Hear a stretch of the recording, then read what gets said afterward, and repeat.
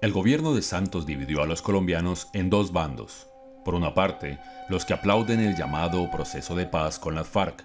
Por otra, los que lo condenan. ¿Se ha puesto a pensar en qué lado está usted realmente? ¿Podría decir si apoya o rechaza el acuerdo entre el gobierno y las FARC?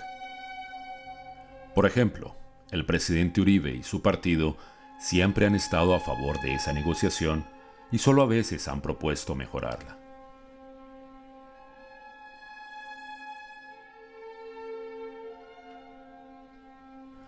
Cuando el gobierno anunció que celebraría un plebiscito para obtener el refrendo de los colombianos al acuerdo, el uribismo intentó a toda costa evitar que se celebrara. Prefería una constituyente acordada con las FARC y hasta se quejaba de que con el plebiscito el gobierno les incumplía lo prometido a los terroristas. Al calcular que Santos ganaría el plebiscito, los uribistas se preguntaban cómo iban ellos ahí y prefirieron acordar una constituyente con las FARC, para lo que no vacilaron en reunirse con Álvaro Leiva. Atención a este párrafo de Juan Lozano.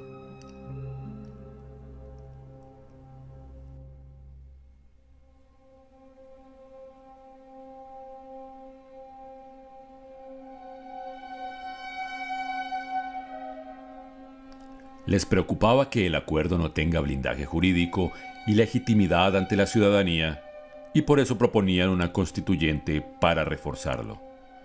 Pero cuando vieron que el plebiscito se celebraría, la mayoría de los líderes del Centro Democrático propusieron la abstención, hasta que la presión de las bases y de las redes sociales los obligaron a optar por el no.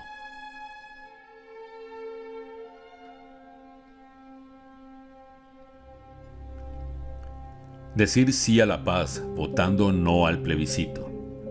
¿Pero de qué paz habla Uribe? No del estado de tranquilidad que deriva del imperio de la ley, porque en ese caso diría no a la negociación, sino de la negociación de paz, siguiendo la retórica de la propaganda terrorista.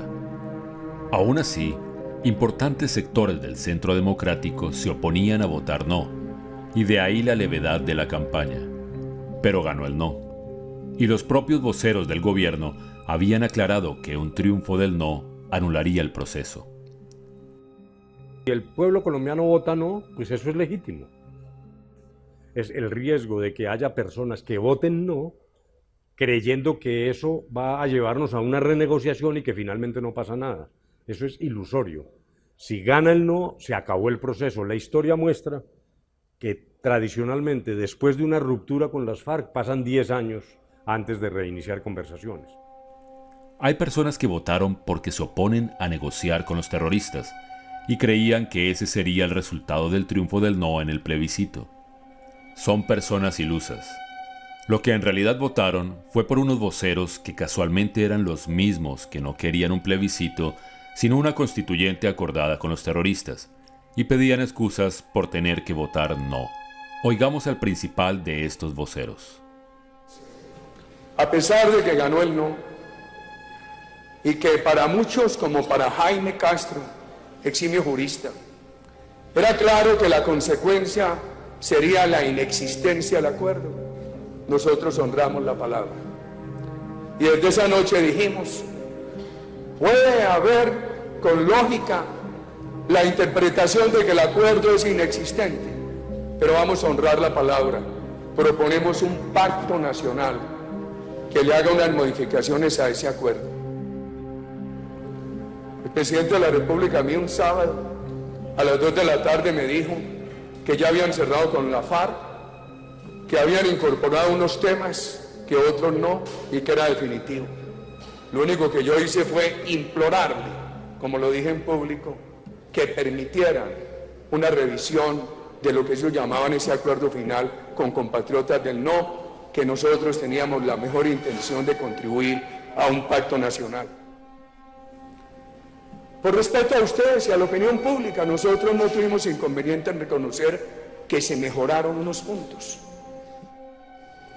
La mayoría de los del no, mis compañeros del Centro Democrático, dijeron, facilitemos esto, que los responsables de delitos atroces puedan ser elegidos, pero después de cumplir la pena, que son benignas.